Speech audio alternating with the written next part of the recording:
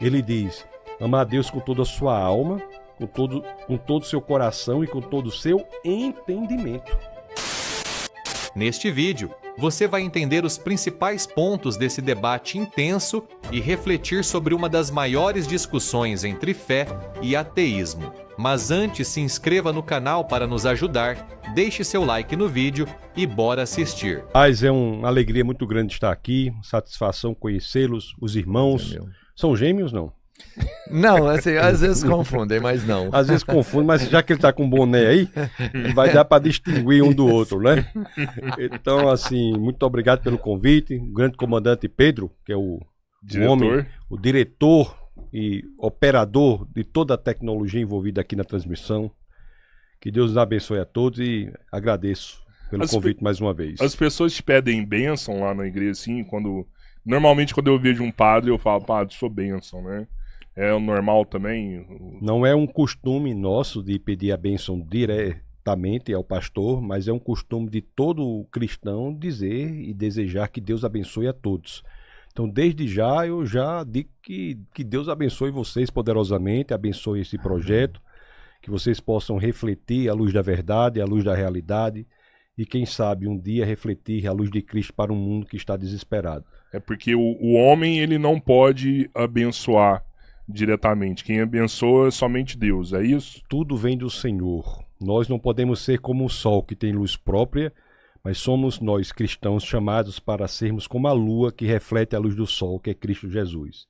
Tudo para Ele, por Ele, graças a Ele, porque Ele é o Deus encarnado. Isso é muito importante.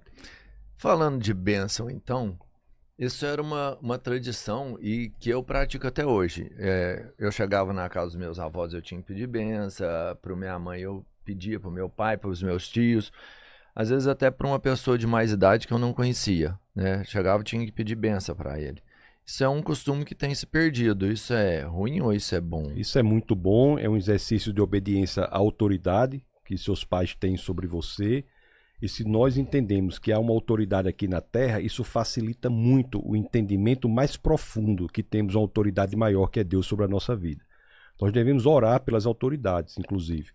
Orar por elas, para que elas exerçam suas atividades de maneira correta. E a autoridade primeira que nós experienciamos durante a nossa vida aqui na Terra é a autoridade paterna. O pai exerce autoridade sobre nós.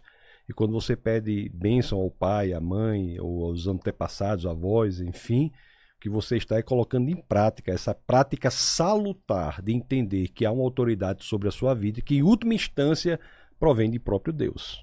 Sim, quer dizer que os costumes, vamos pensar assim, eles são boas ações. Os costumes que a gente teve aí, eles não devem ser pedidos, eles têm que ser relembrados. Os que são aprovados no teste intergeracional, que são aprovados no teste do tempo, devem ser mantidos.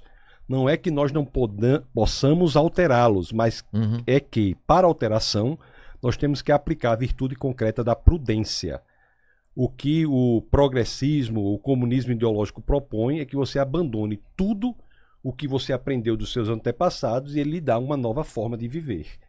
O que o conservadorismo diz é o contrário. O conservadorismo é esvaído de ideologia, é uma metodologia.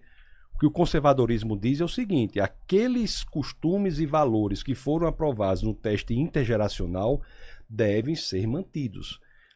Não é dizer que você não possa alterá-los, mas é dizer que para a alteração você tem que fazer a alteração prudentemente. Chesterton tem uma frase que talvez resuma de maneira muito mais competente o que eu estou querendo dizer. Ele diz assim: se você comprar uma terra, por exemplo, vai ter uma cerca lá.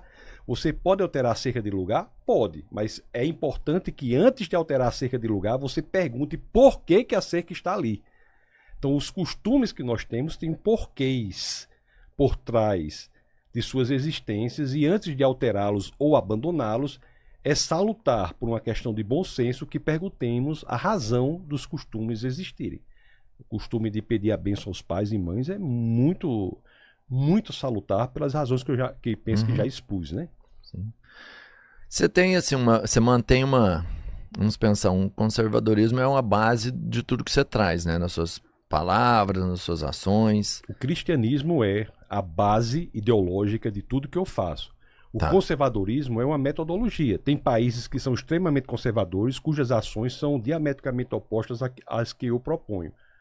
O Islã, por exemplo, a Rússia, por exemplo, a defesa da Rússia é da família russa. A China, por exemplo, são países intrinsecamente conservadores.